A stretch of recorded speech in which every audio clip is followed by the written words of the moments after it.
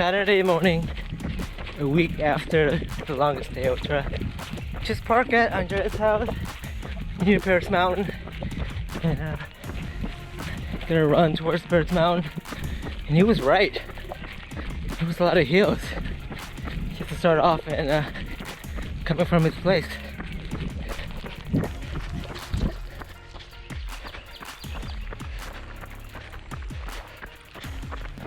This is cool here. We have a electric vehicle parking area.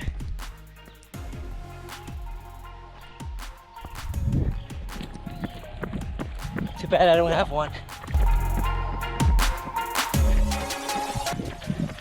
Today's running goal is, I got 2 goals today. One is really just to see if I can stay on my feet for 3 hours. Doesn't matter what the distance I can cover. Just see if I can walk, jog, hike for 3 hours.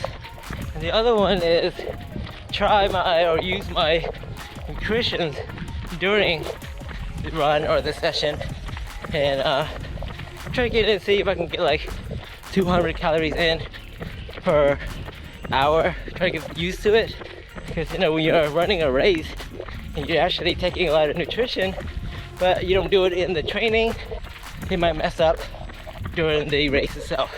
So you always want to try it, and you might want to train doing it in your long runs. And I think that's what I'm going to do, is train eating and drinking whatever I'm going to use for the race. A lot of times in my long runs I try to do the fat burning, and that works, but I want to see, does it work better if you train with the nutrition you're going to use in the race itself. Today I just brought hammer gels and hammer solids. Written out a lot of other nutrition, so I need to order them before I can use them, like the Heed and the Fizz electrolytes. A quick recap on the week, what I did after my 50 miler. I pretty much try to recover as much as I can. Did mostly walking on days like 3-4 miles early in the morning, and try to walk on a few sessions like yesterday, but not a lot. Just did like, you know, 3, 4, or 5 miles. I did try to jog the whole time on Wednesday, and I can feel that my left ankle was not fully recovered. So Thursday and Friday kind of took off with just, you know, walking and walk. You know, I didn't run a lot until towards the end of the 50 miler, so I walk a lot and recover a lot quicker since I use more of my walking muscles instead of running muscles. But nonetheless, you do need to recover, fill your body out. If it's not ready, take off more. Today, really trying to give it a shot to see how it feels too.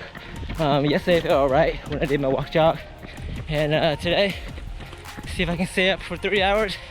But if not, you know, then I just have to head back and call it a day. But I do have to walk back like 1.5 miles from the entrance or so to the car.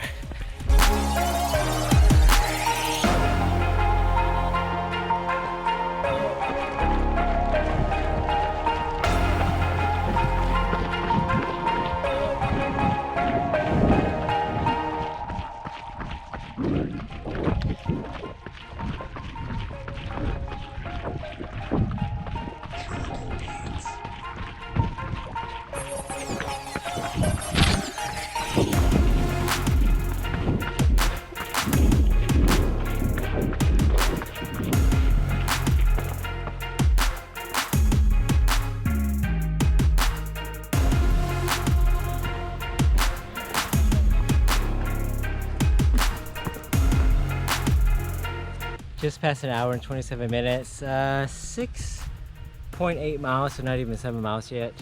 And gonna probably run around the North Lake here, maybe another lap, 1 lap and then another one before I head down. And I might go back up again, just depending on what time it is.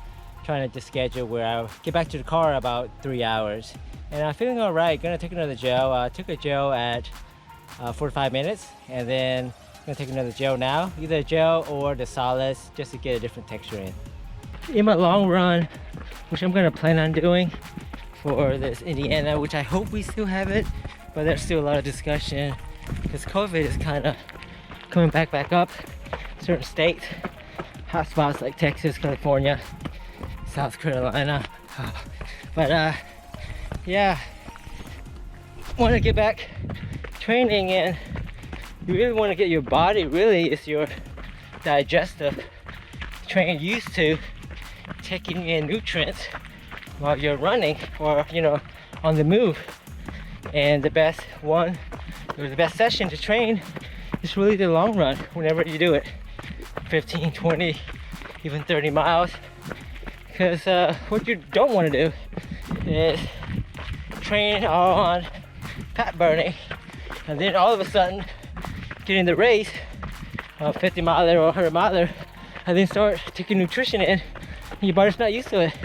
Now, some people would be fine, but some people, your body's gonna reject, and then you're gonna have an upset stomach, you throw up, you lose electrolytes, you cramp up, you can't go anymore, or you feel really bad.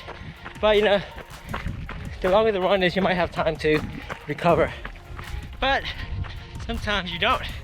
You couldn't recover, and you have to DNF, or towards the end of the race, and you have to drop out. It suck, but sometimes it happens, and you have to really train your body and get to know your body nutrition-wise before the race. So I really advocate training with what you're going to use in the race, and that's what I'm going to try to do on my very, very long run for each week. These are the solids that I got, the hammer solids, and I put it in a plastic bag so water doesn't get in there, and whenever I eat I just grab one. But they say you should get about 3 of these, is about 90 or 100 calories, and they're different textures in the gel. You chew them, kind of sticky.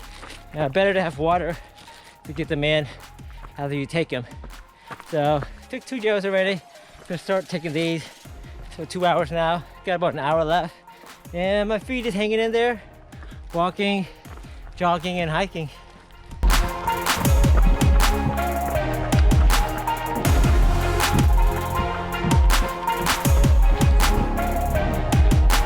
Now going back down.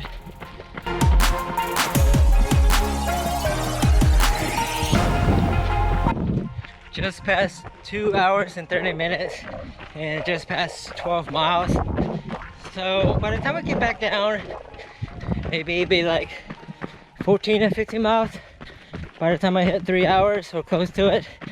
And I'm not sure how long it's gonna take me to get down there, and then still have to jog back to the house to get the car, which is like an hour, well, which is 1.2 miles away from the state park. But everything feels like it's going good, and now just cruising in, just really enjoying the trails. Just past 3 hours, 50 miles. Got about 1 mile left to the car, so it'll be a total of 16 miles today, and probably about 3 hours and 12 minutes when I get done. Just got done, 3 hours and 12 minutes. Stay up a little more than 3 hours, but got 16.2 miles in, and my foot felt pretty good, no pain. So hopefully tomorrow, cross my fingers, my legs are okay. Especially my left ankle was the one that's more of, I felt more of an issue this week when I started running again. So hopefully tomorrow feels pretty good. So gonna get some rest, gonna head back now, get some nutrition in me, and rest up for the day. How are you running? Training's going well. Stay healthy, stay fit, be safe, and I'll see you next time.